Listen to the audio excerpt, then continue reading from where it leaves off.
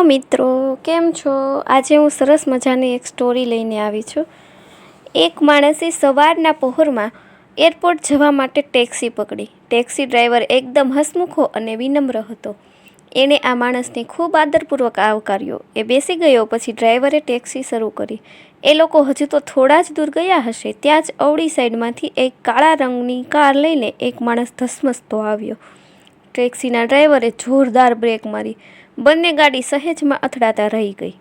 પોતે રોંગ સાઈડમાંથી આવતો હોવા છતાં, પોતાનો જ વાંક હોવા છતાં કાળી કારવાળા માણસે આ ટેક્સી ડ્રાઈવરને ખૂબ ગાળો આપી।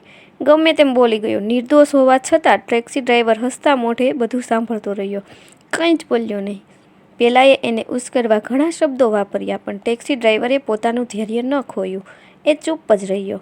કોઈ પ્રતિક્રિયા ન મળતા કંટાળીને એ બેદરકાર ડ્રાઈવર બબડતો જતો રહ્યો।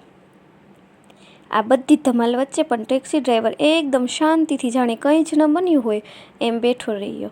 પેલા ઝઘડાળુના ગયા પછી એને ટેક્સી સ્ટાર્ટ કરી।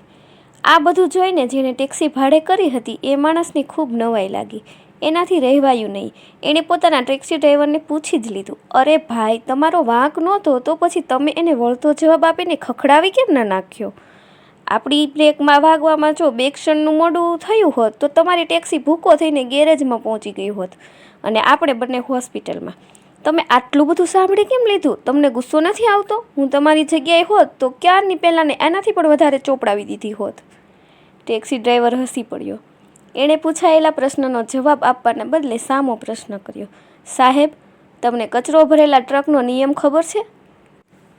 ડ્રાઈવરે કહ્યું, સાહેબ, ઘણા માણસો કચરો ભરીને જતા ટ્રક જેવા હોય છે। એ લોકો કાયમ છલ્લોછલ કચરો ભરીને જઈ રહેલા ટ્રકની જેમ જ આમથી તેમ ફરતો હોય છે। એ કચરાને આપણે હતાશા એટલે કે ફ્રસ્ટ્રેશન, ગુસ્સો, નિરાશા વગેરે નામ આપીશું।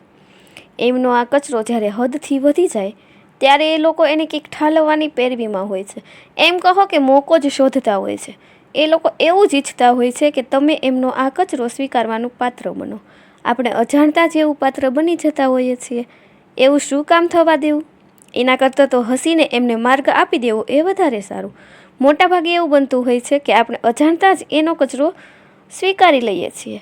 પછી ઘરમાં, મિત્રોમાં કે આપણા કામના સ્થળે એ કચરો આપણે પણ ઠાલવતા રહીએ છીએ।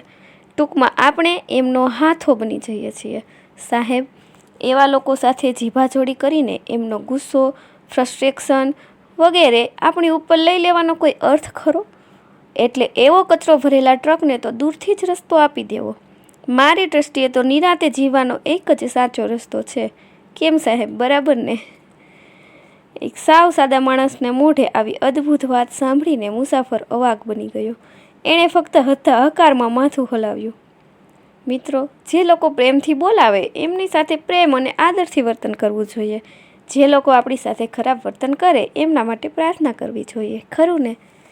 મિત્રો, જો તમને મારો આ વિડીયો પસંદ આવ્યો હોય, આ સ્ટોરી તમને પસંદ પડી હોય તો વિડીયોને લાઇક કરો અને હા, ચેનલને સબસ્ક્રાઈબ કરવાનું ભૂલશો નહીં અને કોમેન્ટ કરીને મને જરૂરથી જણાવશો। Thank you.